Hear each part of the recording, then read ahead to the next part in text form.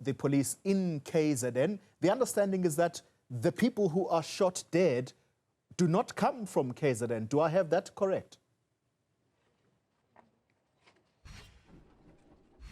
You are correct, Xoli. So the information we've received thus far from the Provincial Police Commissioner himself is that these criminals that were killed here do hail from the Gauteng province and are not necessarily from here. And the house behind me, which you won't be able to see, unfortunately, the power actually just went off as we got here.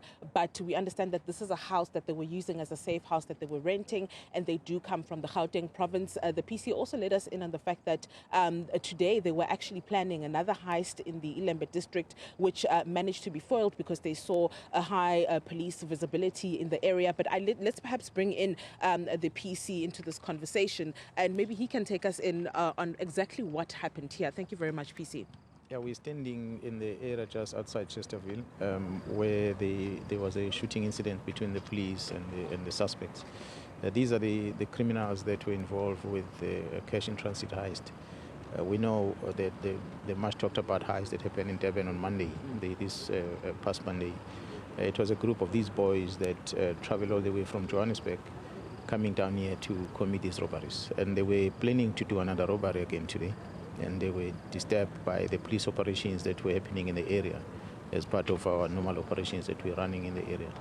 And the unfortunate part is that when they arrived here and there was a confrontation between them and the police, and the police, unfortunately, they were fatally shot, wounded, and that's why they're lying down there. It is the good work, the credit that I'm giving to the South African police members, those that were in a gun battle with them, of course, but more importantly, the members from crime intelligence, under the leadership of the divisional commissioner, who dispatched another team also from the head office to work with the team in KZN to be able to trace this suspect, and they continue to trace more. We give credit to them, because without this following up and tracing on information on them, we're not going to be able to locate them. As you can imagine, the place where they came and they hired the house, where they were renting, it's very far from a normal public places where a lot of activities are happening. So it was a safe house for them, but unfortunately they did not have cash. They had cash that they took from the heist, but they've got brand new clothes, and you can see they just went shopping after the heist that they had. The team still investigating in order to establish where did they keep the loot that they got, and the rest of the other firearms, and the rest of the gang that has been involved. But we are appreciative of the work that the police have done. PC, I mean, SAPS statistics say that in the past 3 months, the KwaZulu-Natal province has seen a number of CIT heists. And we remember just last month we were with you when you met with business regarding, crime in the province. Particularly, you also touched on a CIT heist. Maybe is there an indication of why it is that there's an uptick at this point in time, this time of the year? Why are we seeing so many heists back to back? Yeah, well, there are many factors. The South African Police Service, and you all know that it's a national entity. We don't operate independently in the province of KwaZulu-Natal. So as the National Commission would always have meeting with us on Mondays and try and direct us and emphasize the need of this collaboration and making sure that we close down, we clear up on these criminal activities. So there's been, I would say, shutdown in other provinces, Eastern Cape, Western Cape, and to some degree Gauteng, Northwest as well. And for whatever reason, then these criminals, they build contacts in KZN. That's why they came down to KZN. And KZN is the one that has been hit the most since the beginning of this year.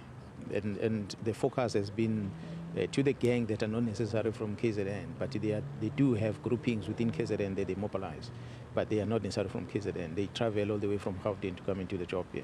So because they've got these contacts are the ones that make it easy for them not to miss cash in the vehicle, because they will bomb a vehicle that is loaded with money. They will not bomb a vehicle that is not loaded with money. The incident of Monday, as a team picked it up that there's going to be a possible heist in that area, they stopped that vehicle and they told the vehicle, wait at the police station, don't move, while they are tracing these criminals.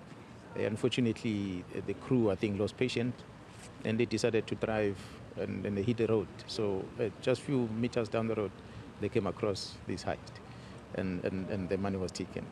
We know of incidents that happen in Pietermaritzburg and many other places. In some of the incidents, you can clearly see that the money was taken first, and thereafter the vehicle was bombed. So to make it seem as if the bombing is the one that happened first. So clearly they've got internal contact within the province of KwaZulu-Natal. So what we're still trying to establish is, where is this contact? Is it within the security companies, or is it within ourselves, perhaps as law enforcement, or either way?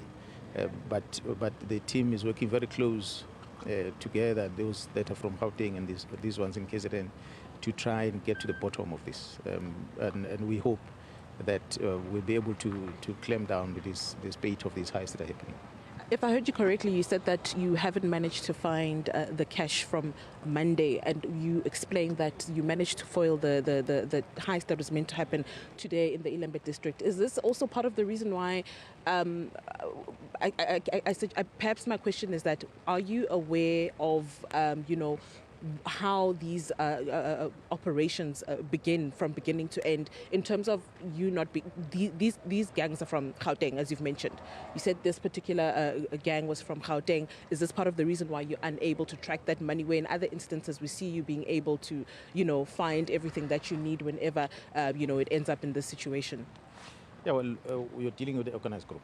So if an organized group has got some inside people that are helping them to evade arrest and be able to be successful with operations, it just makes it slightly difficult to be able to find them. For the fact that the members were able to trace them until they located them here, and it is a good thing, which then gives us hope that we are going to be able to stop in future for all those groups that are coming from the neighboring provinces to come and do bad in this province. It is not our interest to have the shootout with them. We always want to arrest so that we can investigate further and be able to trace other suspects through that interrogation, be able to find out exactly where the firearms are kept and where the rest of the money is. But unfortunately, because of their attitude and their fighting spirit that they have, they decide to take the war and put the war towards the police. That's why it ends this way. And when it ends this way for us, it takes us back, because we have to start afresh again. There is still a group out there that we don't know where they were about. But if we had them standing and walking, it would have been easier for us to interrogate them so we can get more information. We do hope that those that we will be confronting in future, they're not going to put out the fight, so that we can be able to arrest them and interrogate them, and maybe they can take us to where they keep the looting and where they keep the rest of the firearms, so we can prevent future incidents. Thank you very much. That is Lieutenant General Nhlanhla Mkhwanazi speaking to us about what took place here. You'd remember that very brazen, cash and transit heist on Monday in KwaMashu along the M25, and him speaking to the fact that although they did manage to find them and it has ended this way, he did mention the fact that they were unable to trace where that money is, but also him speaking to the fact that they are also still investigating further in terms of where they get their intel from. As you've heard, that these people that have been shot here behind me come all the way from the Gauteng province, and clearly there is some kind of organized crime network that is taking place that they need to be now focusing on. But we also know that just today, the Transport Department in the province has announced that they will be stopping cash coming in to the licensing departments to ensure that this also doesn't exacerbate the issue of CIT heists. So it seems as if the province is also just making sure that these heists that we are seeing almost every week are being stopped in their tracks, with the Transport Department, as I've mentioned, also making sure that licensing departments are going cashless. I'll throw it back to you in the studio, Xoli.